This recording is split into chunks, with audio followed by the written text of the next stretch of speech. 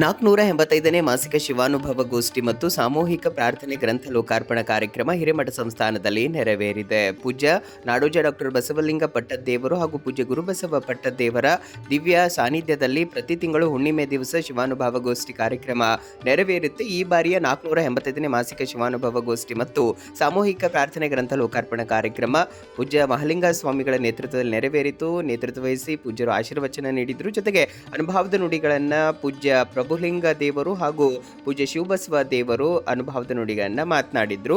ಈ ಕಾರ್ಯಕ್ರಮದ ಅಧ್ಯಕ್ಷತೆಯನ್ನ ಶಿವಮೂರ್ತಿಯಪ್ಪ ಪಟ್ನೆ ಭಾಲ್ಕಿಯವರು ಅಧ್ಯಕ್ಷತೆ ವಹಿಸಿದ್ರು. ಮುಖ್ಯ ಅತಿಥಿಗಳಾಗಿ ಪತ್ರಕರ್ತ ಸಂತೋಷ್ ಹಡಪದ್ ಉಪಸ್ಥಿತರಿದ್ದರು. ಧರ್ಮಗ್ರಂಥ ಪಠಣವನ್ನ ಸಂಗಮೇಶ್ ಸಂಗಮದವರು ನೆರವೇರಿಸಿದ್ರೆ ವಚನ ಗಾಯನವನ್ನ ಶಿವಪುತ್ರ ಹಾಲ್ಕುಡೆಯವರು ವಚನ ಗಾಯನ ಹಾಡಿದ್ದಾರೆ. ಭಕ್ತಿ ದಾಸೋಹ ಸೇವೆಯನ್ನ ಶ್ರೀದೇವಿ ರಮೇಶ್ ಪಟ್ನೆಯವರಿಂದ ದಾಸೋಹ ಸೇವೆ ನೆರವೇರಿತು. ಈ ಸಂದರ್ಭದಲ್ಲಿ ಬಾಬು ಬೆಲ್ದಾಳ್, ಶಾಂತಯ್ಯ ಸ್ವಾಮಿ, ರಾಜು ಜುಬ್ರೆ, ಸಂಗಮೇಶ್ ಡೊಣಗಾಪುರ್, ಯರ್ನಾಳೆ ಶರಣು ಸೇರಿದಂತೆ ಇನ್ನಿತರರು ಇದ್ದರು. ಅಡುಗೆಯ ಮಾಡುವಳೆ ಮಣ್ಣೆ ಮೊದಲು, ತೊಡುಗೆಯ ಮಾಡುವಳೆ ಮಣ್ಣೆ ಮೊದಲು, ಶಿವಪಥವನೆಯುವಳೆ ಗುರುಪಥವೇ ಮೊದಲು.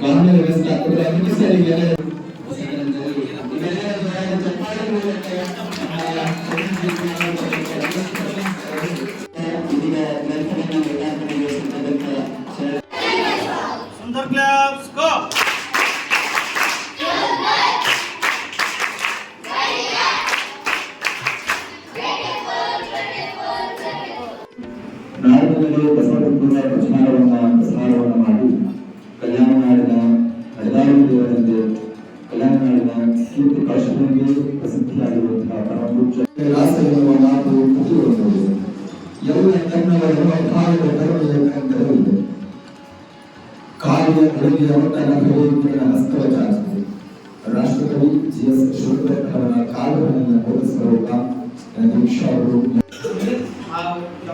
ಅವಾಗ ವಾರದ ಒಮ್ಮೆ ಈ ರೀತಿ ಮಾಡ್ತಾ ಬಂದ್ರೆ ನಮಗೆ ಬಸವಾದಿ ಶರಣರು ಮಹಾ ದಾರ್ಶನಿಕರಾದಂತಹ ಬಸವಣ್ಣವರು ಅಂದ್ರೆ ಶರಣರು ಬಸವಾದಿ ಪ್ರಮುಖರ ಕೃಪೆ ಆಗ್ತದೆ. ಅದಕ್ಕಾಗಿ ಏನಂತಾರಂದ್ರೆ ಅನುಭವವಿಲ್ಲದ ಭಕ್ತಿ ಅನುವಿಕೆ ಬಾರದು, ಅನುಭವವಿಲ್ಲದ ಲಿಂಗ ಸಮರಸ ಸುಖಕ್ಕೆ ನಿಲುಕದು, ಅನುಭವವಿಲ್ಲದ ಪ್ರಸಾದ ಪರಿಣಾಮ ಕೊಡದು, ಅನುಭವವಿಲ್ಲದೆ ಏನು ಅರಿಯಬಾರದು, ತನ್ನಲ್ಲಿ ತಾನು ಸನ್ನಿಧವುಳ್ಳಡೆ ಕೂಡಲ ಸಂಗಮದ ವಾಣಿ ಅನುಭವ ಮಾತಿನ ಮಂಥನವೆಂದು ನುಡಿಯಬಹುದೇ ಅಂತ ಹೇಳ್ತಾರೆ.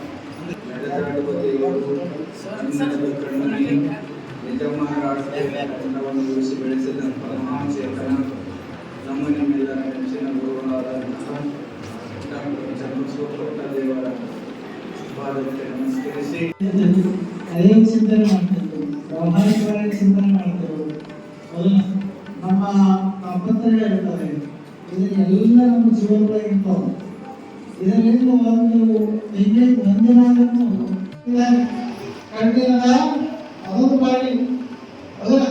ಇದರಲ್ಲಿ ನಾವು ನೋಡಿದ್ರೆ ಜಗತ್ತಿನಲ್ಲಿ ನೋಡೋದೇ ಇಲ್ಲ. ಏನು ಚಲೋ ಚಲೋ ಕೆಟ್ಟದಾದ ಬಾಳ ಮನೆ ಸ್ವಚ್ಛ ಇರ್ತದೆ. ಆಮೇಲೆ ಮನೆ ದೀಪ